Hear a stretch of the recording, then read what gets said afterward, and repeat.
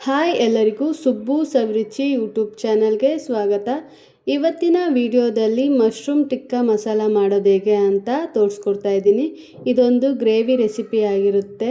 ಫಸ್ಟಿಗೆ ಈ ಗ್ರೇವಿ ಮಾಡೋದಕ್ಕೆ ಮಶ್ರೂಮ್ನ ಮ್ಯಾರಿನೇಟ್ ಮಾಡ್ಕೋಬೇಕು.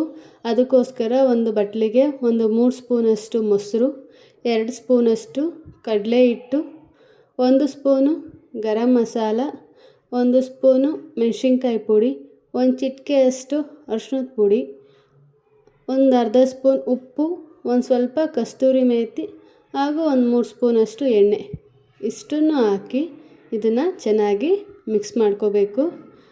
ಇದನ್ನು ಚೆನ್ನಾಗಿ ಮಿಕ್ಸ್ ಮಾಡ್ಕೊಂಡು ಆದಮೇಲೆ ಇದಕ್ಕೆ ಮಶ್ರೂಮ್ನ ಹಾಕೋಬೇಕು. ನಾನಿವತ್ತು ಈ ಮಸಾಲ ಮಾಡೋದಕ್ಕೆ 200 ಗ್ರಾಮಷ್ಟು ಮಶ್ರೂಮ್ನ ಹಾಕೋತಾ ಇದ್ದೀನಿ. 200 ಗ್ರಾಮ್ ಮಶ್ರೂಮ್ ಜೊತೆಗೆ ಒಂದು ಕ್ಯಾಪ್ಸಿಕಮ್ನ ಕೂಡ ಹಾಕೋತಾ ಇದ್ದೀನಿ. ಕ್ಯಾಪ್ಸಿಕಮ್ ಹಾಕ್ಕೊಂಡ್ರೆ ಈ ಮಸಾಲ ಚೆನ್ನಾಗಿರುತ್ತೆ ಟೇಸ್ಟು. ಅದಕ್ಕೋಸ್ಕರ ಮಶ್ರೂಮ್ ಜೊತೆಗೆ ಕ್ಯಾಪ್ಸಿಕಮ್ ಕೂಡ ಹಾಕ್ಕೊಂಡಿದ್ದೀನಿ. ಇದೆರಡನ್ನು ಹಾಕ್ಕೊಂಡು ಚೆನ್ನಾಗಿ ಮಿಕ್ಸ್ ಮಾಡಿ ಇದನ್ನು ಒಂದು 10 ನಿಮಿಷ ಮ್ಯಾರಿನೇಟ್ ಆಗೋದಕ್ಕೆ ಬಿಟ್ಬಿಡಬೇಕು. ಇದು ಮ್ಯಾರಿನೇಟ್ ಆದಮೇಲೆ ಇದನ್ನು ಫಸ್ಟಿಗೆ ನಾವು ಫ್ರೈ ಮಾಡ್ಕೋಬೇಕು ಎಣ್ಣೆಲಿ. ಅದಕ್ಕೋಸ್ಕರ ಒಂದು ಬಾಣಲಿಗೆ ಒಂದು 3 ಸ್ಪೂನಷ್ಟು ಎಣ್ಣೆ ಹಾಕಿ ಎಣ್ಣೆ ಚೆನ್ನಾಗಿ ಕಾದ ನಂತರ ನಾವೇನು ಮ್ಯಾರಿನೇಟ್ ಮಾಡಿರ್ತೀವಿ ಮಶ್ರೂಮ್ ಹಾಗೂ ಕ್ಯಾಪ್ಸಿಕಮ್ ಎರಡನ್ನೂ ಎಣ್ಣೆಲಿ ಹಾಕಿ ಬೇಯಿಸ್ಕೋಬೇಕು. ಎಣ್ಣೆಲಿನೇ ಚೆನ್ನಾಗಿ ಫ್ರೈ ಮಾಡ್ಕೋಬೇಕು. ಇದಕ್ಕೆ ಯಾವುದೇ ರೀತಿ ನೀರು ಹಾಕ್ಬಾರ್ದು.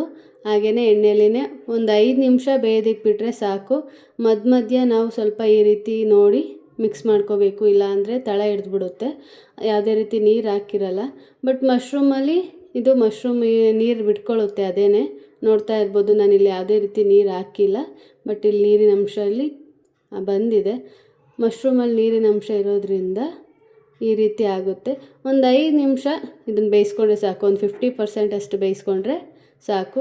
ಆ ರೀತಿಯಾಗಿ ಬೇಯಿಸ್ಕೊಂಡು ಅದನ್ನು ಎತ್ತಿಟ್ಕೊಂಡು ನೆಕ್ಸ್ಟು ಮತ್ತೊಂದು ಪಾತ್ರೆಗೆ ಒಂದು 3-4 ಸ್ಪೂನಷ್ಟು ಎಣ್ಣೆ ಹಾಕಿ ಸ್ವಲ್ಪ ಸಾಸಿವೆ, ಜೀರಿಗೆ ಹಾಗೂ ಒಂದು ಕಟ್ ಮಾಡಿ ಇಟ್ಕೊಂಡಿರುವಂಥ ಈರುಳ್ಳಿ, ಸಣ್ಣದಾಗಿ ಕಟ್ ಮಾಡಿರೋಂಥ ಈರುಳ್ಳಿ ಇಷ್ಟನ್ನು ಹಾಕಿ ಈರುಳ್ಳಿನ ಚೆನ್ನಾಗಿ ಫ್ರೈ ಮಾಡ್ಕೊಂಡಾದಮೇಲೆ 1 ಸ್ಪೂನಷ್ಟು ಶುಂಠಿ ಬೆಳ್ಳುಳ್ಳಿ ಪೇಸ್ಟ್ ಹಾಕಿ ಮತ್ತೆ ಚೆನ್ನಾಗಿ ಫ್ರೈ ಮಾಡ್ಕೋಬೇಕು.